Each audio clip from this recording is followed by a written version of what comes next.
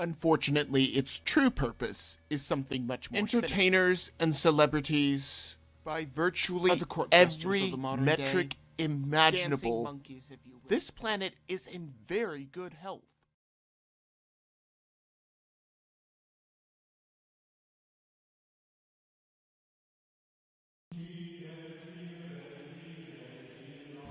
Despite billions of dollars being injected into the post office, it loses money every year. Despite 14,000 mailboxes being removed under President Obama, it is still President Trump's fault. The post office is inefficient because it has no reason to be efficient. As always, the Democrats have to post lies about President Trump just to make themselves feel better. Pelosi insists that we must let the post office remain how it is so that the elderly can get their Social Security checks. Even though the Social Security Administration does not mail out checks because they are too easy to steal. If you can steal a check, how easy is it to steal a ballot? Despite this, Pelosi is holding up aid to hard-working Americans until this is settled. Even though the Postmaster General is not going to make any of these changes until after the election. Alexandria Ocasio-Cortez is someone who will make something out of nothing just to make it seem like she is doing something. Since the Democrats have been working overtime to try and defund and dismantle police departments left and right, police departments have come out in droves to support President Trump. Some of the biggest police unions have backed him for his re-election. So Cortez decided that a law enforcement branch endorsing a candidate is a dangerous thing. It is almost as if she does not want law and order to deal with the pedophile rings and the BLM rioters. However, the post office is endorsing Biden. This means that the government agency responsible for collecting all of the mail-in ballots has endorsed a candidate for president. What is to stop them from throwing out half of the ballots from a Republican district?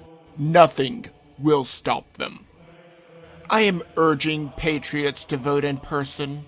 After all, Dr. Fauci says that we can vote in person.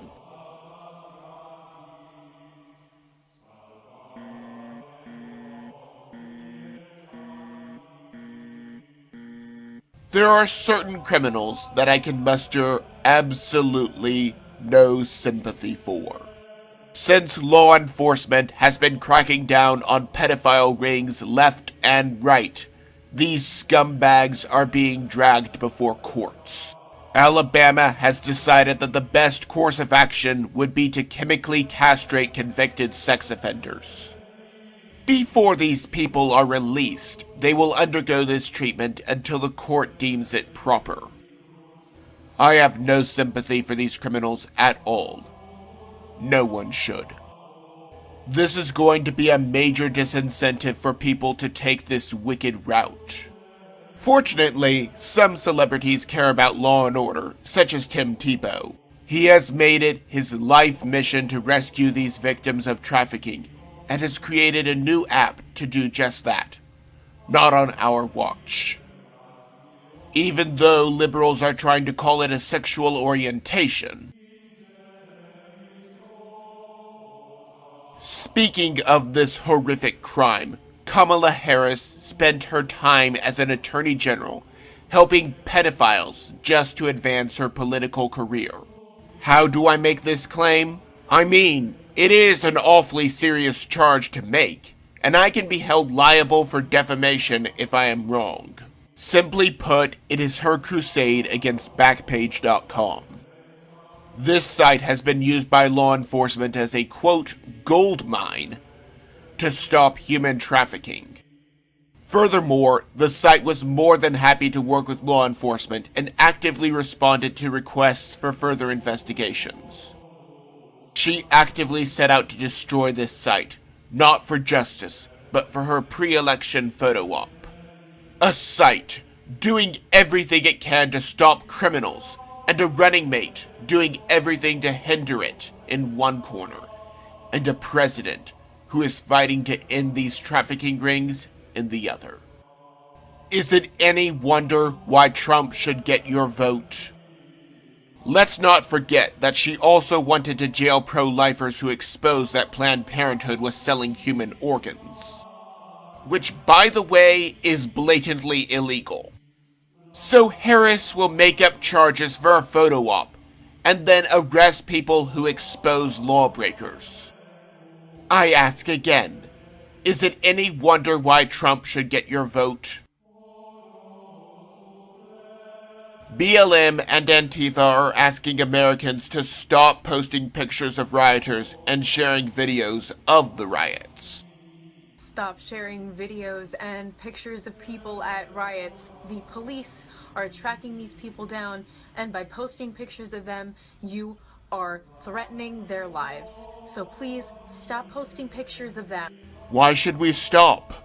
If this leads to the arrest of domestic terrorists that are killing countless people every day, we should post even more. These two groups are by no stretch of the imagination terrorist cells operating within the United States. They are the direct result of a narrative that America is racist, that all white people are evil, and that all cops are racist. We are simply seeing the result of this narrative. These rioters are more than willing to kill anyone who gets in their way. However, the fake news will not mention this, just like they will not talk about people like Joshua Chalou, a white man who was killed by black gang members. Reverse the skin color and it would be national news. It is all about the narrative. It is no secret that the scamdemic has been closing businesses, churches, and schools. It is also no secret that any doctor who claims that it is safe to open a business, church, or school is being silenced. I take you to California, where despite Governor Newsom ordering churches to be shut down, Pastor John MacArthur of Grace Community Church is continuing to hold services. Why? Because the Lord commanded us to gather together for worship. However, even if that battle is not over, Newsom has more troubles to deal with. Since the state schools get their funding regardless of whether or not they open, they do not care in the least. Private schools, however, do. Now religious schools in California are suing Newsom over his closure order. If the parents feel it is safe and the school feels it is safe, why is the government controlling it? Granted, there is the real question as to whether or not we should even have public schools in the first place, but I digress. A sleeping dragon has been awoken. Democrats in Chicago spent $66 million on a China virus treatment facility that saw a grand total of 38 patients. Maybe we should stop erecting these hospitals over something that is no more deadly than the flu. I bet you dollars to donuts the construction crew was well connected to some high-ranking official. $1.7 million per patient. Do you have any idea how many of the homeless could be housed for that much money? Or how many people could be fed? That money could have gone to scholarships for those in underprivileged communities. Even better, it could have not been built at all and the taxpayers could get their money back. Texas actually has the lowest number of hospitalizations since June. Why? Because we do not say that someone has the China virus if they committed suicide, died in a motorcycle accident, or had the flu. We treat actual patients. That, combined with the fact that we have been building up our immune systems rather than living in a bubble like the rest of the country. Why would someone in Texas be taxed by California? That is an excellent question. Simply put, the legislators have realized that business owners are leaving the state to actually make a profit and going to states like Texas. The leaders there know that their time is short and I believe that Bastille Day may be coming very soon. The company Oracle is in talks to buy Tik Tok. This means that if a company like Microsoft does not buy the platform, Oracle might. Yes, I know this is normally not anything important, but in this case, it is. Co-founder Larry Ellison is a Trump supporter. Imagine if a Trump supporter bought one of the fastest growing social media outlets. There would be one more place in Silicon Valley that was not anti-Trump and anti-American. This would set an amazing precedent.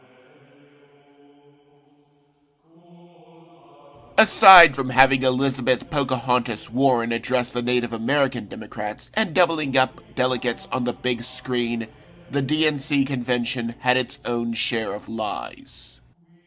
Michelle Obama warned of the danger of having President Trump in office, since he put children in cages, even though that was her husband who did that. The rest of the delegates and representatives claimed that it would be the end of American democracy as we know it if Trump is reelected. Even though it is Democratic policies that created riots in Portland and across the country. Lord help us if President Trump does not win.